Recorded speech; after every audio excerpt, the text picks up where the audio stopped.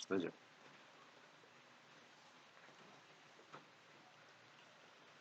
Baik, terima kasih. Mudah-mudahan suara saya terdengar cukup jelas. Baik, bismillahirrahmanirrahim. Assalamualaikum warahmatullahi wabarakatuh. Salam sejahtera untuk kita semuanya. Alhamdulillah, wassalatu wassalamu ala rasulillah. Amma ba'd. Terima kasih atas kesempatan yang diberikan kepada saya. Selamat datang di workshop untuk penulisan modul, dan alhamdulillah saya diberikan amanah yang cukup berat ini karena dari peserta yang datang senior-senior semuanya. Jadi saya sebenarnya di sini lebih banyak untuk belajar. Baik, yang saya hormati seluruh Civitas Akademika dari IPDN Jakarta dan khususnya untuk program profesi ke Pamong Praajaan, direktur dan juga wakil direktur serta seluruh dosen dan Civitas Akademika yang sangat-sangat saya hormati dan sangat saya banggakan. Dua sesi yang insya Allah sesi pertama akan saya bawakan terkait dengan bagaimana how to write our own textbook. Kemudian nanti yang kedua oleh Dr. Bom terkait dengan lebih teknikalnya. Baik, sepertinya perlu untuk materinya mungkin Pak Dr. Saya bisa di-share. Saya menggunakan handphone saya. Ya, agar nanti biar nggak di WhatsApp. Iya, iya betul betul betul. Baik ya Ibu dan Bapak sekalian. Ya, yap. Iya, insya Allah ilmunya sudah bukan di laptop lagi sih, udah di kepala kayaknya insya Allah. Baik, terima kasih Ibu dan Bapak sekalian. Pagi-pagi di Bogor ini agak-agak gerimis mengundang ini, tapi sangat menimbulkan untuk kita terus bersemangat, apalagi nanti ketika berbicara tentang penulisan. Ini menjadi hal yang menjadi kalau menurut saya my lifestyle, bagian dari gaya hidup saya, sehingga kemudian ini menjadi satu energi yang sangat kuat untuk kita terus menulis, ya, khususnya kita sebagai seorang dosen, ya, untuk makanya saya menyebut tema saya atau topik saya hari ini adalah Write for Career and the Eternity, ya, menulis untuk sebuah karir cemerlang di masa depan dan juga eternity, untuk sebuah keabadian. Mudah-mudahan tema dan juga judul dari materi yang saya bawakan ini sedikit memberikan motivasi kepada kita, recharge our spirit to be a writer. Oke, baik Ibu dan Bapak sekalian, saya akan mulai dengan satu hal yang ini biasanya itu menjadi hal yang sangat penting, terutama terkait dengan bagaimana kemampuan kita di dalam melihat fenomena. Ya, lihat fenomena yang ada di masyarakat, khususnya mereka-mereka yang sudah tidak ada lagi. Jasad mereka itu sudah punah, sudah tidak ada, tetapi karya mereka itu abadi. Kita mengenal ada Pramudia Anantatur. Beliau mengatakan, orang boleh pandai setinggi langit, tetapi selama ia tidak menulis, ia akan hilang di dalam masyarakat dan dari sejarah. Ini menjadi satu motivasi yang luar biasa. Kemudian juga Andrea Hirata dengan novel-novel yang sangat inspiratif, ya. Beliau juga sangat memberikan motivasi kepada kita untuk bagaimana kita itu bisa menjadi seorang penulis. Ya, beliau mengatakan bahwa biasanya saya menulis hanya dalam waktu hitungan minggu. Bukan karena saya pintar menulis, tetapi karena sistem bekerja saya begitu. Kebanyakan risetnya, ya, tetapi memang setiap menulis buku saya sering banyak menghabiskan waktu untuk riset. Nah, ini salah satu dari kelebihan Laskar Pelangi Edensor sang pemimpin dan lain sebagainya, itu memang by riset, ya, atau based from research. Nah, ini menjadi satu hal yang menarik dan ada korelasi yang sangat kuat dengan profesi kita sebagai dosen. Dan juga saya cantumkan juga dari Ibu Helvitiana Rosa, beliau mengatakan menulis adalah memahat peradaban.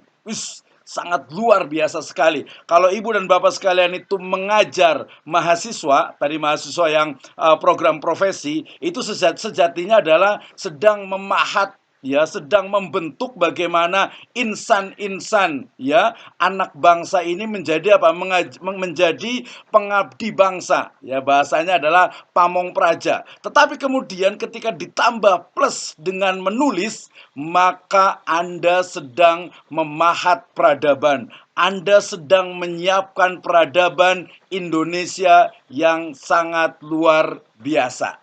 Oke, ibu dan bapak sekalian, kita juga ingat dengan namanya itu Mahbub Junaidi. Beliau mengatakan, aku akan terus menulis sampai tak mampu lagi untuk menulis. Ya, artinya apa? Spirit untuk menulis itu sangat-sangat luar biasa. Kemudian juga novelis perempuan kita, wanita kita, yaitu Dewi Lestari, beliau mengatakan, teruslah menulis tanpa memikirkan pendapat orang lain tentang tulisanmu. Nah, ini biasanya, tapi kalau dosen-dosen ini saya yakin tidak, karena sudah senior semuanya. Jadi sekali menulis itu, kalau bahasa Melayu itu, sekali pena berdayung atau bergoyang, itu semuanya menjadi sebuah mahakarya. Tetapi nanti kalau masih ada satu dua orang yang menganggap, kok tulisan saya jelek sekali, kurang bagus, maka tuliskan saja apa yang ada di pikiran kita dan jangan dengar pendapat orang lain. Ya, kemudian juga ada Danny Kaizen, beliau mengatakan, tulislah hal-hal terkecil, sedikit demi sedikit, dan tulislah setiap hari, hingga nanti suatu saat akan jadi sebuah mahakarya Anda sendiri. So, hari ini adalah hari yang sangat menentukan untuk kita menghasilkan sebuah mahakarya. Walaupun dalam makna yang lebih spesifik, yaitu modul perkuliahan. Baik, ibu dan bapak sekalian, ini masih belum muncul ininya, tidak apa-apa. Kita juga mengenal, ya, sebagian dari ulama, sebagian dari cendekiawan muslim dan juga cendekiawan dunia. Kita mengenal ada Ibnu Khaldun, kita mengenal ada Ibnu Sina, kita mengenal ada Imam Bukhari, bahkan kita mengenal ada namanya Khalifah Harun Ar-Rasyid, kita mengenal ada Zaid bin Sabit. Ya, apa? Mereka itu, jasad mereka itu sudah punah. Ya, jasad mereka sudah tidak ada lagi, tetapi karya mereka itu abadi. Ya, karya mereka itu ada sampai hari ini, bahkan 1400 tahun lebih. Sehingga kemudian kalau penyair kita Khairil Anwar mengatakan bahwasanya aku ingin hidup 1000 tahun lagi, maka dengan menulis, dengan membuat sebuah modul, dengan membuat textbook, kita bisa hidup 2000 tahun lagi. Selama buku itu ada, selama internet itu ada, selama e-book itu ada, selama mahakarya itu ada, kita masih hidup. Nah, ibu dan bapak sekalian, maka kemudian apa? Ketika rahmat Allah Subhanahu wa taala, ketika rahmat Tuhan yang Maha Esa itu begitu melimpah, apa yang kita bisa lakukan? Ya, jabatan kita sudah miliki, keluarga kita sudah miliki, harta benda kita sudah miliki. Maka menurut teorinya, ya, Abraham, dia mengatakan bahwasanya aktualisasi diri itulah yang bisa dilakukan. Oke, next. Kemudian ternyata kadang hidup itu juga ditimpa dengan yang namanya musibah. Maka ketika kesehatan itu begitu berharga, apa yang kita lakukan dengan kesehatan itu? Ya, nikmat kesehatan, nanti ada nikmat waktu luang. Wih, kayak ceramah aja nih ya. Ini untuk awal saja, tenang saja ibu dan bapak sekalian. Jadi ketika kesehatan itu begitu berharga, maka lakukan hal-hal yang sifatnya itu positif, dan menulis itu adalah satu di antara sebuah karya besar. Demikian juga ibu dan bapak sekalian, ketika karir itu ingin ada di puncak, tentu saja sebagai seorang dosen, puncak tertinggi itu adalah profesor atau guru besar. Ya, walaupun saya sendiri Secara pribadi saya lebih cenderung bahwa berkarya, berkarya, berkarya. Karena guru besar itu adalah anugerah, itu adalah hadiah, itu adalah bonus dari keseriusan kita dalam pembelajaran, dalam penelitian, dalam pengabdian. Tridharma Perguruan Tinggi. Nah, Ibu dan Bapak sekalian, demikian juga bagaimana ketika ternyata kehidupan itu tidak akan selamanya. Saya sekarang 41. Ada ibu dan bapak mungkin 45, mungkin 50, mungkin 55, mungkin 60, mungkin hampir 65. Apa yang sudah kita lakukan dan apa yang akan kita lakukan ketika jasad kita itu sudah tidak ada. Karena kehidupan itu tidaklah abadi selamanya. Ibu dan bapak sekalian, kita lanjutkan. So, the question is, what can we do? Ya, apa yang kita bisa lakukan dengan segala kenikmatan, dengan segala waktu luang, dengan segala profesi, dengan cita-cita kita yang begitu besar? Maka saya menyebutnya dengan istilah be a spiritual writer, menjadi penulis spiritual. Dalam makna dia menulis untuk bangsa, negara, dan juga agama. Menulis untuk karir kita dan juga menulis untuk keabadian dari kita. Baik, Ibu dan Bapak sekalian, so the question or the big question is why we should write. Ini juga pertanyaan yang menarik Ibu dan Bapak sekalian. Kenapa? Karena kadang ya di tempat saya biasanya itu dosen-dosen itu ngajar itu Masya Allah semangat sekali. Ya, semangat sekali untuk mengajar, on time, tepat waktu, ya. Nanti mungkin metodologinya juga yang mutakhir. Tetapi ketika sudah berhadapan dengan keyboard, berhadapan dengan kertas, ya, dengan sebuah tulisan, kadang kita bingung. Ya, membuat RPS sekarang ini, dulu itu silabus, padahal itu adalah modal besar kita untuk membuat sebuah modul. Oke, so kenapa kita harus menulis? Jawabannya cuma 3, Ibu dan Bapak sekalian. Ya, kalau mau 2 boleh juga. Ya, jawaban pertama, kalau kita yang pragmatis dulu lah ya. Yang pragmatis dulu adalah karir. Ya, karir kita sebagai seorang dosen itu jelas menuntut kita untuk menulis. Ya, baik itu jurnal jelas, artikel jurnal ilmiah, kemudian textbook, kemudian juga modul, kemudian buku referensi. Ya, kenapa? Karena dosen is with different or is a very different with teacher.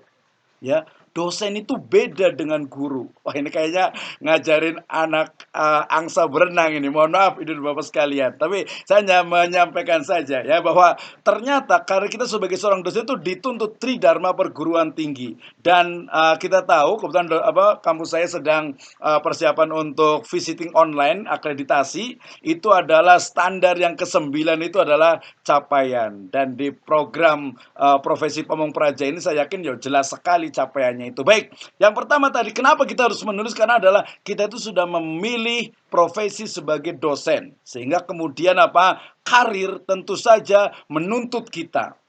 Tetapi Ibu dan Bapak sekalian, ada is more interesting, is more important. Ada yang lebih penting dari sekadar karir. Saya menyebutnya dengan write for the eternity. Menulis untuk keabadian. Ya, di mana ternyata tulisan kita bisa jadi 10, 20, 25, 50, 100 tahun yang akan datang masih tersimpan rapi di IPDN Library, di perpustakaan IPDN. Ya, cucu kita mungkin datang ke kampus, oh ini tulisan kakek kita, kakek saya, ini tulisan nenek saya, luar biasa sekali, sangat membanggakan. Tetapi kemudian the eternity, ya bukan hanya di dunia, not only here but after here atau after there, ya setelah kita itu sudah tidak ada. And also mission is very important. Oke, saya akan bagi gini, ketika bicara tentang kenapa kita harus menulis, diingatkan kembali dengan apa? Dengan istilah itu karir. Jelas sekali. Ya, dia akan mempromosikan prodi, program studi, kemudian fakultas, kemudian tadi mungkin program profesi tertentu dan juga university. Ya, kemudian juga biasanya ya cari kum dengan kam biasanya gitu ya. Kumnya adalah poin kredit, kamnya ya mungkin ada passive income, ada tambahan dan lain sebagainya. Itu ya tidak apa-apa, tidak ada masalah gitu ya. Tapi kemudian nanti ada yang lebih penting, yaitu tadi ada kita itu. Saya itu sebenarnya dulu kenapa kemudian tersesat di jalan yang benar dengan menulis ini, karena saya itu hampir saya itu kan orang kampung gitu ya. Jadi kayaknya nggak mungkin deh untuk kuliah S2 apalagi S3. Sehingga selesai saya kuliah S1, kemudian saya menulis. Ketika menulis itu ternyata betul ya, rangsangan dari sel-sel di otak itu menjadikan kita itu terus berpikir. Yaitu tahun 2006 ya, 2006 itu saya mulai menulis, sehingga kemudian memunculkan kreatif, kemudian juga produktif, dan ilmu kita itu terus bertambah. Ini satu suatu efek positif yang sangat luar biasa. Dan tentu saja dalam konteks sekarang self branding itu menjadi satu hal yang sangat penting ya, di mana kita itu bisa mempromosikan diri ya, say with book or with article. Kita tinggal lihat Google Scholar paling rendah, kita lihat Academia, kita bisa lihat di ResearchGate, kita bisa di Scopus website ya, di jurnal-jurnal bergengsi. Ternyata luar biasa. Dan yang paling penting itu adalah ada sharing knowledge ya, sharing knowledge. So itu kenapa kita harus menulis, dan kita tahu bahwasanya berdasarkan dari penulis atau pedoman operasional angka kredit, bahwasanya mengembangkan bahan pengajaran, bahan kuliah yang mempunyai nilai kebaruan atau inovatif itu mendapatkan kumnya itu adalah 20. Ya, 20. Sementara kalau diktat, modul, petunjuk, praktikum, model, alat bantu, audiovisual, kemudian naskah tutorial, job sheet praktikum, kemudian yang terkait dengan mata kuliah itu hanya 5. Nah, jadi kemudian saya ingin juga memang ini kumnya itu luar biasa 20 gitu ya. Sementara kalau penguji paling 1, anggota penguji 0,5, kegiatan mahasiswa cuma 2, kemudian orasi ilmiah itu juga cuma 5. Menulis buku referensi textbook dan juga nanti modul yang dikonversi menjadi textbook itu 20. Luar biasa sekali. Baik, Ibu dan Bapak sekalian, itu terkait dengan apa? Dengan kum ketika kita menulis. Yang kedua adalah bahwa write for the eternity. Ternyata tulisan kita itu adalah apa? Amal soleh kita. Ya, itu adalah amal kebajikan kita. Ya, hari ini dan juga setelahnya. Sehingga kemudian kita itu akan terus hidup. Kita itu akan terus ada ide-ide dan gagasan-gagasan kita tentang mungkin dari sisi governance, good governance, bagaimana menjadi pamong praja yang ideal dan seterusnya, itu luar biasa. Dalam perspektif Islam, ketika menulis itu adalah amal soleh, maka dia itu apa? Akan menjadi teman kita di alam kubur kita. Bahkan kita itu bisa masuk surga dengan tulisan kita. Ya, luar biasa sekali. Menjadi warisan bagi anak cucu dan juga generasi depan, masa depan bangsa ini. Dan yang pasti, tulisan itu akan abadi walaupun jasad sudah dimamah bumi. Oke, baik. Ibu dan Bapak sekalian, saya lewati dengan kenapa dalam perspektif Islam, dari perspektif agama dan kepercayaan yang lainnya, saya yakin juga sama, bahwasanya ketika kita meninggal dunia itu yang tersisa itu cuma 3. Sodaqah jariyah, kalau kita punya uang, kemudian juga ilmu yang bermanfaat, diajarkan, dituliskan, dan juga anak soleh dan soleha yang mendoakan. Oke, mission yang terakhir dari 3 alasan menulis itu adalah kebenaran itu harus diungkapkan.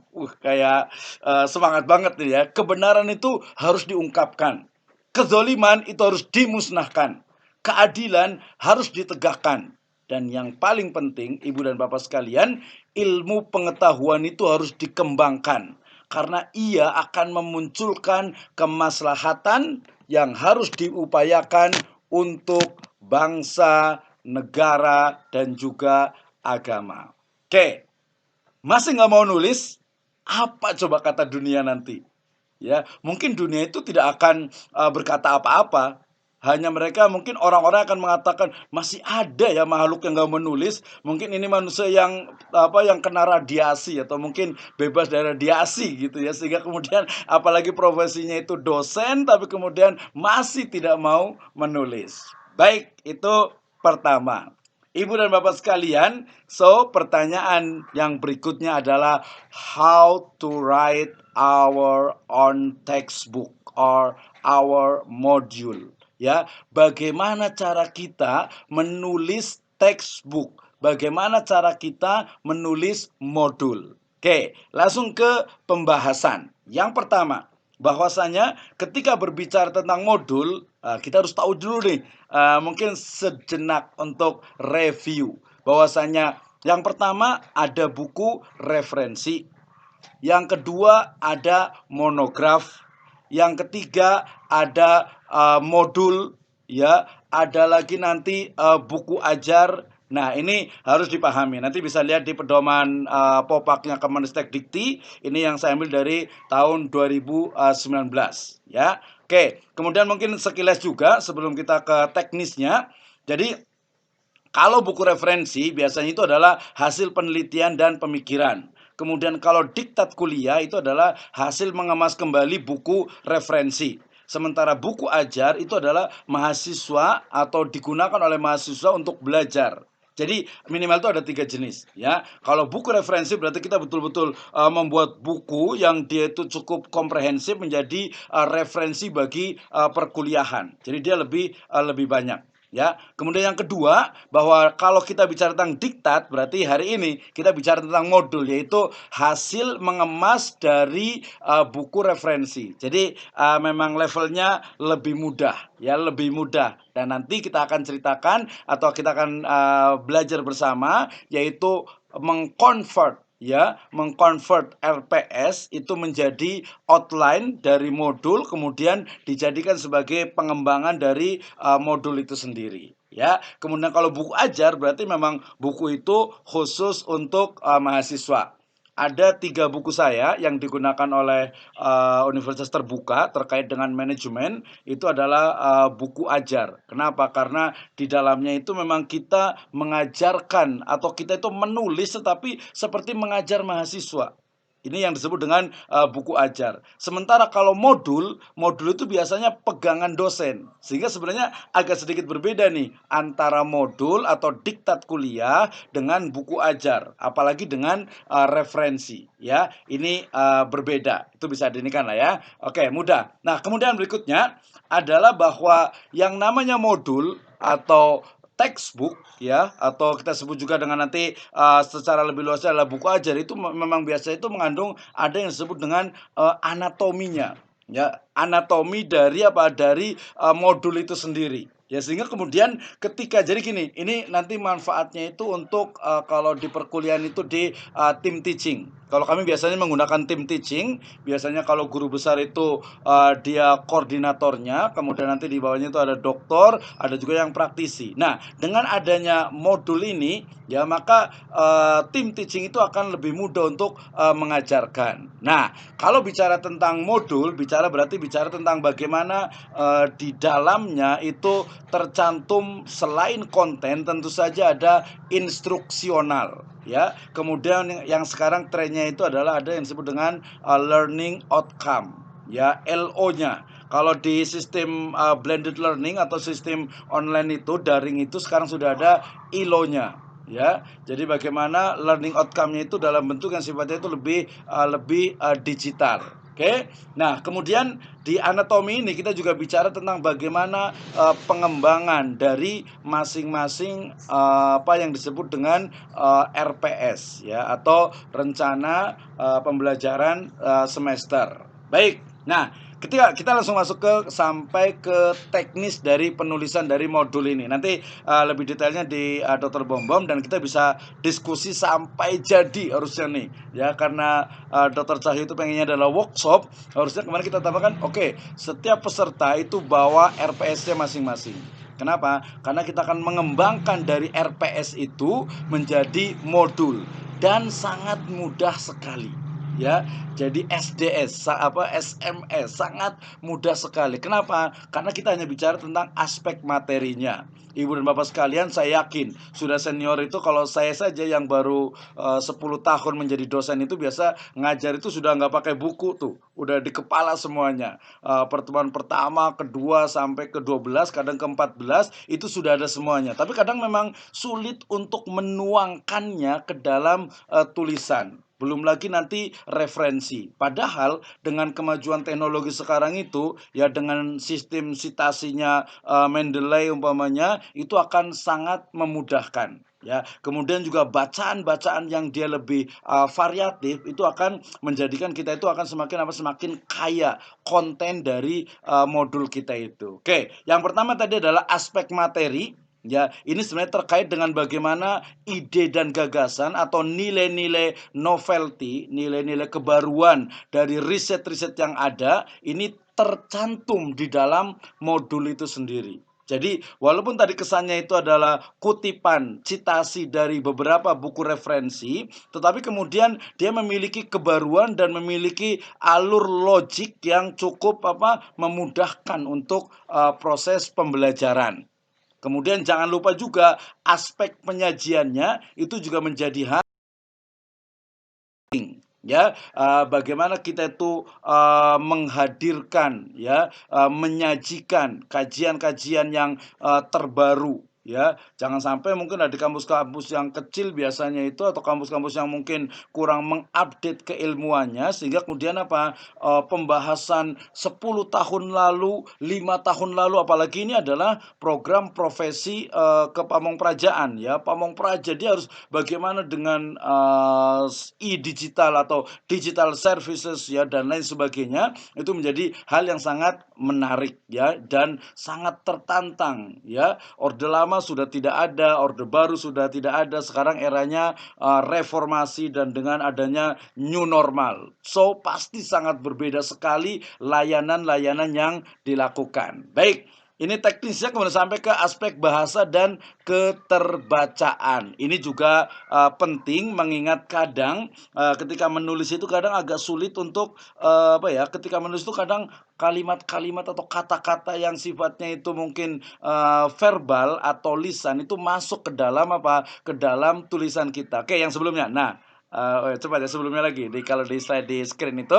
Nah, di sini. Jadi aspek bahasa dan keterbacaan ini juga menjadi hal yang sangat penting, dan itu saya yakin sekali ya, 100% hakul yakin katanya itu ya. Sudah terbiasa dengan bahasa lisan, sudah biasa juga dengan bahasa tulisnya. Baik. Nah, kemudian di next slide yang berikutnya adalah bagaimana kita itu bisa menyajikan menyajikan untuk bagaimana unsur dari modul itu sendiri.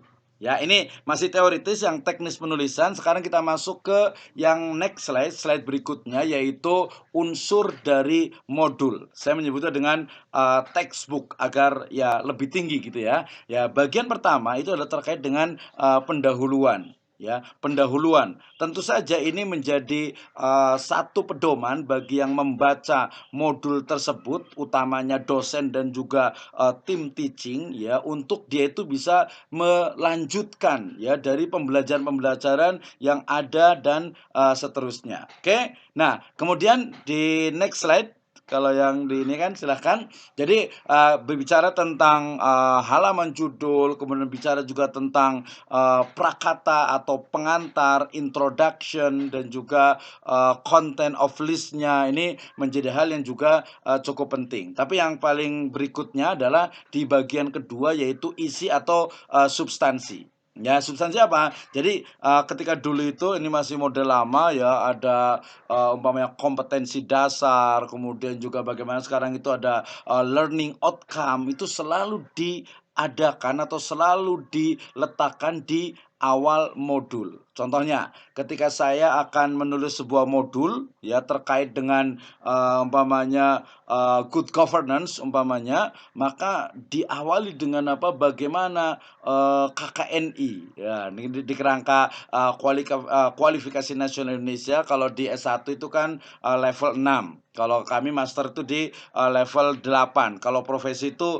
kayaknya kurang lebih itu di level 7. Nah, bagaimana ternyata learning outcome-nya itu dia selalu diletakkan di awal. Kenapa? Karena agar tahu ternyata pembelajaran pada modul ini adalah agar mahasiswa mampu untuk umpamanya mensimulasikan ya atau mungkin bisa mempraktikkan ya atau minimal itu menganalisis ya. Nah, itu menjadi praktek profesi, walaupun nanti kalau namanya profesi itu dia lebih banyak ke implementasinya, ke prakteknya. Nah, karena tadi saya lihat ada beberapa contoh dari RPS-nya yang lebih banyak ke simulasi dan juga nanti praktek di lapangan tentunya. Oke. Nah, ketika bicara tentang substansi, ini yang paling penting itu adalah bagaimana di bab-bab awal atau di bagian awal ya tadi setelah ada learning outcome atau zaman dulu itu ada kompetensi dasarnya, berikutnya adalah kata-kata yang mungkin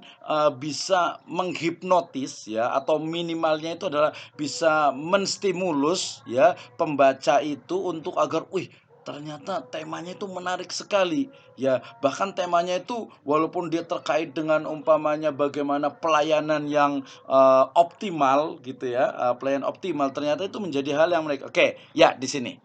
Nah, di bagian yang kedua, unsur buku di bagian yang kedua yaitu isi atau substansi ya. Nah, jangan lupa juga nanti biasa di akhir itu ya, karena ini adalah modul, itu selalu diberikan rangkuman ya, rangkuman serta nanti ada soal-soal pendalaman. Ini nanti yang membedakan dengan apa namanya buku referensi ya. Dan jangan lupa juga ada ilustrasi ya, baik itu tabel, gambar, foto, grafik ya, apalagi sekarang dengan saya biasa menggunakan smart chart ya, itu sangat mudah sekali untuk mewakili bahwasanya ternyata itu memudahkan pembaca ya untuk atau mahasiswa untuk bisa dia memahami lebih mudah atau lebih mendalam. Oke. Nah, bagian penutup ini juga penting sekali karena biasanya kita selalu ada indeks, kemudian juga ada glosarium juga, dan juga mungkin ada beberapa lampiran-lampiran yang terkait dengan modul itu agar lebih apa ya, ya lebih sempurna, ya lebih bagus sehingga datanya ini ada di lampiran, atau mungkin ada beberapa yang tidak paham boleh lihat di glosarium, atau mungkin dia ingin mencari cepat bisa menggunakan indexing. Oke, nah itu di bagian ketiga. Jadi sangat gampang sekali sebenarnya itu. Cuman 3 bagian: pembukaan, konten, isi, dan yang ketiga itu adalah penutupan. Ya, nggak ada yang susah, mudah sekali. Ya, oke. Nah, kemudian tadi karena kita berbicara hari ini berbicara tentang modul, maka modul itu adalah apa? Karya tulis yang mengutip dari beberapa referensi. Sehingga kemudian apa? Jenis rujukan ya yang setelah slide ini ya itu penting ya, ada istilah wording ya, teknik perujukan dengan cara mengutip secara langsung. Nah, ini menarik juga ya. Ini biasanya kalau di tulisan ilmiah itu sangat ketat dengan penulisannya, itu menggunakan APA style atau apa, itu biasanya itu dengan spasi satu, kemudian juga menjorok ke dalam kalau di tulisan-tulisan ilmiah seperti skripsi, tesis atau disertasi. Ya, tetapi kemudian sekarang yang paling banyak digunakan itu adalah paraphrasing ya atau paraphrasing. Apa itu? Yaitu mengutip ya, tetapi dia hanya ide utamanya saja. Dan biasanya ya ATM lah ya gitu ya, amati, tiru, modifikasi. Selama kita mencantumkan referensinya, sumbernya, maka itu menjadi apa? Hal yang legal. Oke, kemudian juga ada yang disebut juga dengan summarizing, yaitu teknik perujukan dengan menyarikan uraian atau mungkin juga menghulasoh, mengabstrakkan paparan dari suatu sumber yang dirujuknya. Nah, ini ada 3 itu, tapi yang paling banyak digunakan itu adalah yang nomor 2, yaitu paraphrasing. Itu ya, kalau umpamanya ternyata sekarang itu dengan teknologi yang sangat luar biasa, ya, umpamanya kita punya portal Garuda, Kemenak punya Moraref, ya, kemudian tadi di Akademia juga ada, di Google Cendekia juga ada, kemudian juga di ResearchGate juga ada, ya, itu sangat memungkinkan semua tema-tema itu ada. Kalau belum ada gimana? Justru kalau belum ada itu berarti memang tugas kita nih untuk apa? Untuk menuliskannya sebagai seorang dosen. Oke, dosen atau dosen ya. Kalau penomoran ini sangat teknikal sekali, itu sudah lumrah. Walaupun kalau saya sendiri secara pribadi lebih memilih untuk penomoran ini, numbering ini dengan sistem lurus ya, karena kalau dulu tuh biasanya menggunakan sistem lekuk itu yang ke dalam itu biasanya dia itu semakin banyak pointernya, padahal kalau kita katakan bahwa tulisan termasuk juga nanti modul itu sebenarnya jangan terlalu banyak pointer gitu ya, jangan terlalu banyak untuk numberingnya. Kenapa? Karena nanti dia akan memunculkan mungkin dari sisi layoutnya dia akan lebih ke dalam, namanya bab 3, 3.1, 3.2, 3.2.1, 3.2.2.1 dan seterusnya, sehingga kemudian semakin ke sebelah kanan. Ya, kalau saya biasa menggunakan yang sistem lurus, tapi itu pilihan saja sebenarnya. Termasuk juga tren sekarang Ibu dan Bapak sekalian, sebenarnya termasuk modul juga. Tren sekarang itu bahwa baik itu skripsi, tesis ataupun disertasi, ya biasanya dia lebih tipis sekarang itu. Bahkan di beberapa kampus itu skripsi ya atau tugas akhir dan sebagainya itu cukup 20 atau bahkan sampai ke 15 lembar, karena untuk persyaratan Scopus sendiri kemarin saya lihat juga ada cuman 10 halaman juga. 10 halaman tadi ya, bukan lembar tapi halaman. Ini juga menjadi hal yang menjadi menarik untuk kita bisa eksplorasi ya, ketika membuat sebuah modul. Wah, ini harus detail nih, harus betul-betul jelas ya, boleh, tetapi jangan sampai ada pengulangan. Ini dari sisi penulisan rujukannya. Kemudian format tulisan ini juga sesuatu yang biasa saya lewati saja karena waktu sudah hampir habis. Saya akan fokus kepada ilustrasi dalam modul itu juga penting kalau menurut saya. Ini bisa dibahas. Ada sedikit contoh buku saya terkait dengan manajemen, ekonomi dan bisnis. Kebetulan background saya di ekonomi dan bisnis. Oke, terakhir dari tema saya itu let's convert our RPS to be module. Ya, mari kita bersama belajar bagaimana mengkonversi ya RPS kita itu menjadi sebuah modul. Nah, Ibu dan Bapak sekalian, nah ini kenapa? Karena kalau dikatakan tadi bahwasanya oke, pertama itu dari mulai dulu itu silabus ya, kemudian sekarang menjadi RPS. Di RPS, di materi pokok ya, dengan sebelumnya kan sudah ada learning outcome-nya, itu dia akan sangat mudah untuk kita konversi itu menjadi apa? Menjadi sebuah buku ya, menjadi sebuah modul. Bagaimana caranya? Saya ambil contoh, kebetulan saya diberikan kemarin dikirim oleh Dr. Cahyo, salah satu dari RPS-nya mata kuliah Teknik Pelayanan Publik berdasarkan Standar Pelayanan Minimal (SPM). Nah, ini menarik, ini ada 12 pertemuan ya. Di pekan pertama bicara tentang pengertian pelayanan publik ya, saya ya. Kemudian ada tujuan pelayanan publik, jenis-jenis pelayanan publik, konsep dasar pelayanan publik, praktik pelayanan publik, bentuk-bentuk pelayanan publik dan seterusnya. Ada 12 halaman, ada 12 pertemuan, ada 12 pekan, 12 minggu. Nah, bagaimana caranya agar yang di RPS ini kemudian berubah atau kita konversi itu menjadi modul? Ya, tentu saja ini kan RPS itu kadang sebagian besar ya dosen sendiri yang membuat, terutama nanti dari sisi pengajarannya. Tetapi ada juga yang kadang tim ya, atau kadang juga ada memang sudah ada dari prodi ya, atau dari program ya, program profesi tadi berarti kita sudah ada. Nah, ini juga menarik juga. Pertama yang kita lakukan ya dari setelah melihat RPS ini ya. Oke, saya ulang lagi biar lebih jelas. Pertama, ketika kita akan mengkonversi RPS silabus menjadi modul, maka hal pertama yang harus kita lihat, stop di sini ya, yaitu melihat materi yang akan dijadikan modul. Ya, kita ambil dari RPS yang sudah ada. Saya ambil contoh mata kuliah Teknik Pelayanan Publik berdasarkan Standar Pelayanan Minimal atau SPM. Nah, dari sini pekan pertama, pekan kedua, pekan ketiga, pekan keempat, pekan kelima, pekan keenam sampai pekan ke-12 ya. Di pekan 12 umpamanya melakukan kegiatan pelayanan publik berkualitas sesuai SPM atau SPM. Nah, ini ya dari RPS ini, maka kemudian tugas utama, langkah pertama yang dilakukan oleh dosen yang akan menulis RPS itu adalah dengan rearrange ya, melihat kembali, menganalisis kembali, mereview kembali kira-kira apakah ya tema ini itu sudah betul-betul sesuai dengan keilmuan, sesuai dengan penyampaian logis, empiris, sistematis. Terutama nanti dari sisi yang ketiganya yaitu sistematis. Contohnya, ketika bicara di pekan pertama tentu saja bicara tentang jelas pengertian dari pelayanan publik.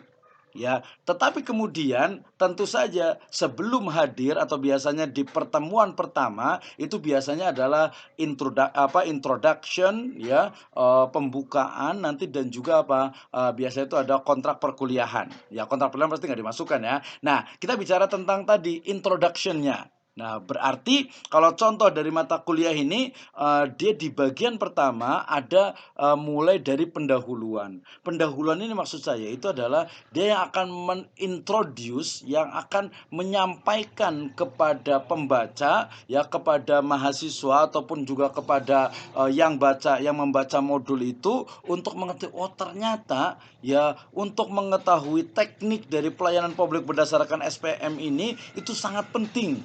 Ya, nah itu biasanya di awal itu ditambah dengan apa? Dengan ada case study ya untuk menyampaikan, intinya adalah ini mirip seperti di ketika di skripsi atau tesis ya.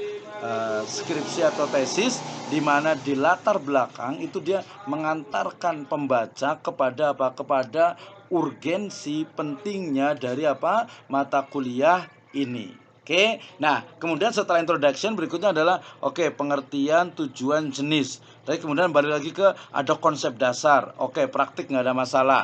Kemudian ada lagi setelahnya itu di pekan yang keempat itu ada lagi konsep dasar standar pelayanan minimal. Ada teknik penerapan dan seterusnya. Jadi maksud saya ini untuk pengembangan ilmu. Jadi sebelum sampai menulis itu dipastikan dulu bahwa RPS-nya itu sudah sesuai yang kita harapkan, dalam artian ini mudah untuk dipahami. Ya ini sebenarnya hanya untuk brainstorming bahwasanya agar dosen tuh mikir ternyata walaupun sudah fix RPS-nya tetapi kemudian kita bisa arrange kembali untuk melihat kembali. Oke, ya, itu langkah yang pertama. Oke, langkah berikutnya setelah adanya kita melihat kepada RPS, berikutnya adalah pengembangan dari materi RPS. Ya, ini contohnya itu ada pertemuan pertama sampai pertemuan ke-12. Ini saya kayak contoh, ini adalah mata kuliah di teknologi pembelajaran. Ya, di teknologi pembelajaran ini contohnya. Jadi ini bisa langsung ketika tadi RPS, kemudian kita modifikasi kalau mungkin menurut kita itu kurang pas nih, kayaknya harusnya ini dari sini, ini di sini, di sini.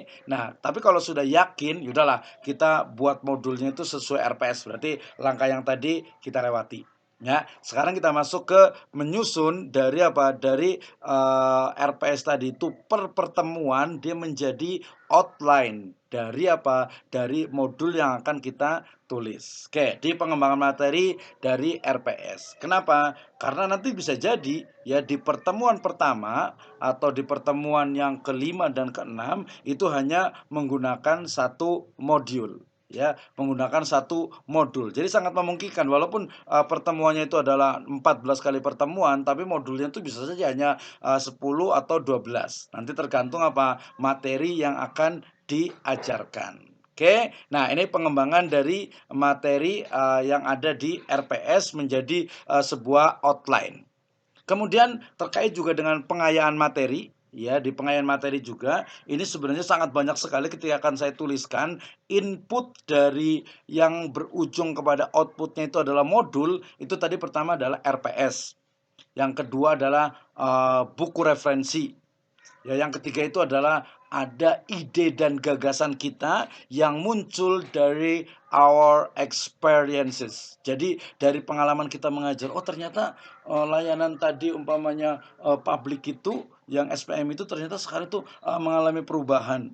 Kemudian juga ada inovasi-inovasi referensi di negara-negara yang lebih maju gitu ya, yang ternyata berbeda dengan sekarang ini ya, sehingga kemudian memunculkan berbagai hal baru ya, novelty baru yang itu akan ada di modul dan nantinya akan sampai ke mahasiswa. Wah, ini sebenarnya saya yakin sudah bisa semua ya, tapi ini saya review sedikit saja ya. Jadi input dengan outputnya untuk pengayaan materi di yang bagian RPS, buku referensi, inovasi, experience dan sebagainya ya. Ini terkait. Sebenarnya kalau sekarang yang generasi sekarang dengan ya pasti dengan adanya internet, dengan open journal system itu sangat-sangat terbuka sekali ya, sangat mudah sekali kita itu untuk membuat buku. Sehingga kalau saya punya target itu pengen menulis berapa ya, 5 kali dari umur saya yakin is a very easy ya, gampang sekali ya.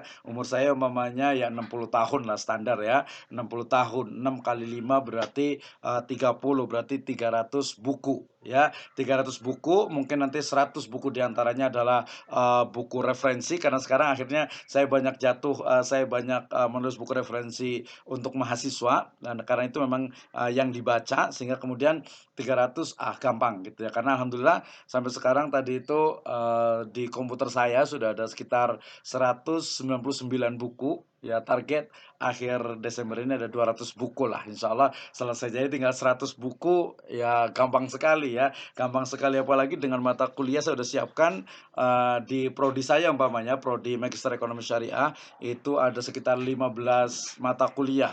15 mata kuliah itu dijadikan buku semuanya, udah cukup tuh, udah banyak sekali dan dipakai oleh mereka. Terus juga nanti kalau ada tren sanat katanya ya, tren bagaimana kita itu agar ilmu itu tadi ingin hidup 2000 tahun lagi ya. Nanti kalau saya biasanya di pasca sarjana itu ya mewajibkan setiap mahasiswa itu untuk men-cite, mengutip ya, mereference dari tulisan-tulisan jurnal kita, buku kita dan lain sebagainya. Ya jelaslah memaksa mereka untuk membaca, kemudian juga mereka melihat untuk bagaimana inovasi-inovasi ide-ide mereka juga bisa dikembangkan dan seterusnya. Oke, hampir terakhir. Ya, ini adalah standar kompetensi atau mungkin sekarang dengan learning outcome-nya. Ini selalu di awal. Contohnya ketika saya bahas tentang teknologi dalam pendidikan dan pembelajaran, maka ada learning outcome yang akan dihasilkan atau yang diharapkan setelah Anda mempelajari modul ini. Itu teknis lah, gampang sekali ya. Kemudian referensi jangan lupa ya, referensi. Nah, ini juga sudah biasa sekali, di mana referensi tentu saja kita sebagai dosen ya memiliki pengetahuan yang lebih luas ya, open minded, kemudian bacaannya tidak atau bukan bacaan 10-15 tahun yang lalu, tetapi jurnal-jurnal terbaru itu kita baca, sehingga kemudian apalagi terkait dengan profesi. Profesi itu adalah bagian dari layanan publik, dan itu masyarakat kita itu terus berubah. Buku saya yang terbaru itu tentang The Living Fikih dan juga The Living Makosid, itu mengajak kepada masyarakat yang memang sudah berubah, apalagi dengan the new normal ini, untuk terus berinovasi, dan itu harus direkam dalam sebuah mahakarya. Oke, sumber referensi tadi sudah, kemudian ini tadi bahan-bahannya, ensiklopedia, referensi dan sebagainya, dan hari ini dengan jumlah e-book PDF yang lengkap dengan cover, dengan ISBN, dengan referensi semuanya, itu sudah tidak perlu beli buku lagi. Oke, menulis materi ini sebenarnya harusnya nih workshop kemudian kita praktekkan gitu ya. Minimal dituliskan di kertas gitu ya. Jadi masing-masing peserta itu bawa RPS, mata kuliahnya masing-masing, ya pilih satu mata kuliah, kemudian kita akan kembangkan, kita kumpulkan referensinya, pakai laptop semuanya, udah nggak pakai buku lagi itu ya. Kemudian kita coba untuk menyusun kata demi kata, kalimat demi kalimat, kemudian paragraf yang saling padu sehingga menjadi sebuah mahakarya. Baik, diagram dan ilustrasi itu sangat penting, kemudian juga gambar juga sangat penting, kemudian tabel itu juga lebih memudahkan, dan juga kunci itu cuma 3. Pilih, ambil referensinya, ya pilih, kemudian timbang, pikirkan dengan keilmuan yang kita miliki, kemudian write, write, and write. Oke, itu dari saya. Keep writing. Assalamualaikum warahmatullahi wabarakatuh.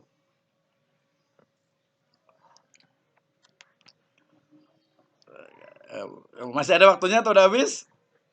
Atau lewat? Pas ya.